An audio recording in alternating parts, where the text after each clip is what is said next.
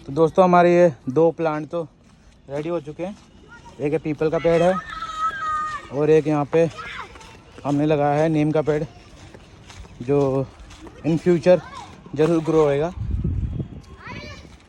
मेहनत काफ़ी लगी, बट क्या करें, पसीना आप देख सकते हो कितने पसीना आ रहे हैं। बट है ठीक है, मतलब अच्छा है, फील होता है, मतलब लगा एक बार लगाने के बाद ना अच्छा फील होता है।